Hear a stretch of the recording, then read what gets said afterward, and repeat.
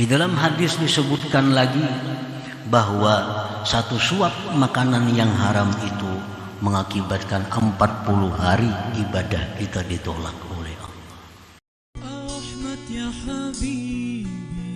Jangan lupa tonton, subscribe, like, and share.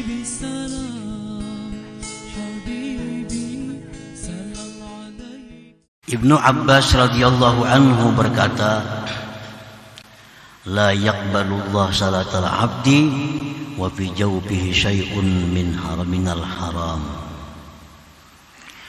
Tidak menerima Allah sembahyang seorang hamba sedangkan di dalam perutnya, dalam rongganya ada sesuatu daripada barang yang haram itu. Di dalam hadis disebutkan lagi bahwa satu suap makanan yang haram itu mengakibatkan 40 hari ibadah kita ditolak oleh Allah. Nah, demikian sulitnya kita memenuhi syarat-syarat itu.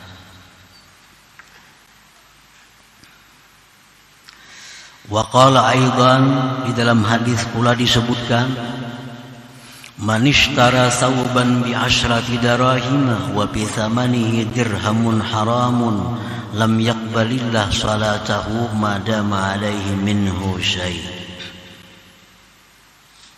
Barang siapa yang membeli pakaian 10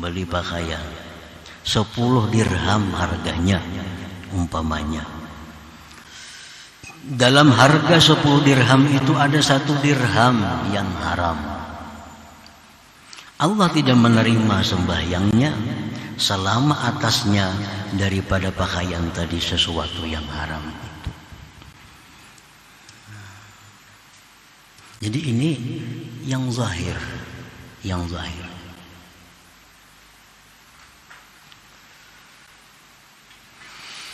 Nah, para muhibbin rahimakumullah, kalau sudah kita nyata-nyata melakukan yang haram, sudah nyata-nyata kita makan makanan yang haram, itu kita kada bisa mengharapkan anugerah Allah untuk bisa diterima, karena sudah nyata-nyata dengan sengaja kita makan makanan yang haram. Yang berharap dapat anugerah Allah ini orang yang sudah hati-hati, orang yang sudah berhati-hati. Tetapi kehati-hatian itu terbatas.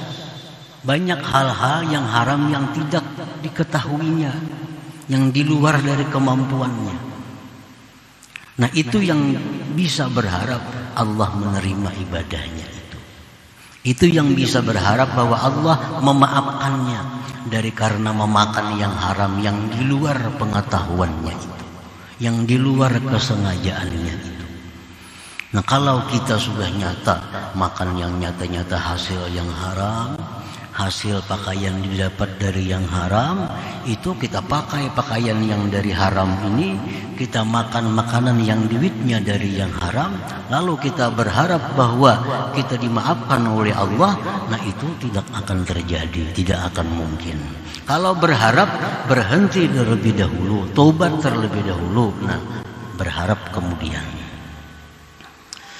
Para muhibbin rahimakumullah, contohnya yang zahir lagi, syarat kabul itu seperti ridal walidain, keridhaan dua orang tua kita.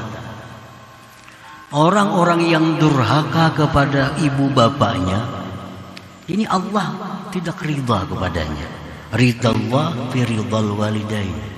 Keridhaan Allah itu terletak pada keridhaan ibu bapak. Nah, kalau ibu bapak kita atau salah satunya tidak ridha dengan perbuatan kita, tidak suka dengan kelakuan kita, maka ibadah kita pun tertahan, tidak akan bisa sampai ke hadirat Allah, karena ridha Allah tergantung kepada keridhaan mereka.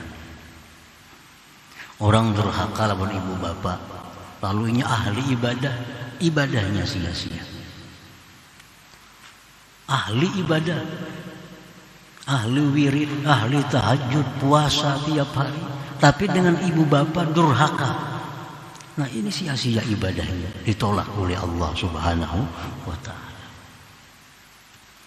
Ridha zauj, contohnya lagi yang zahir, ridhanya suami.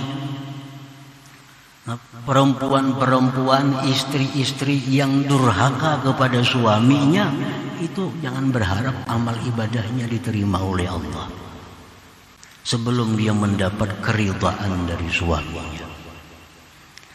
Apabila seorang perempuan ini pernah melanggar apa yang dilarang oleh suami, nah ini durhaka kepada suaminya. Beribadah setelah itu ibadahnya tertolak sebelum dapat keridhaan daripada suaminya. Nah ini contoh syarat-syarat diterima amal yang zahir. Contohnya lagi as-sahna, berbantah. Orang yang berbantah lebih dari 3 hari, nah itu pun amal ibadahnya tertahan, tidak akan bisa sampai ke hadirat Allah kalau belum beres, kalau belum islah perbantahan itu. Jadi sangat banyak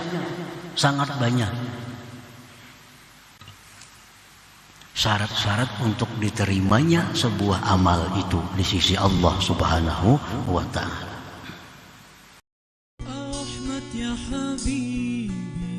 Jangan lupa tonton, subscribe, like, and share.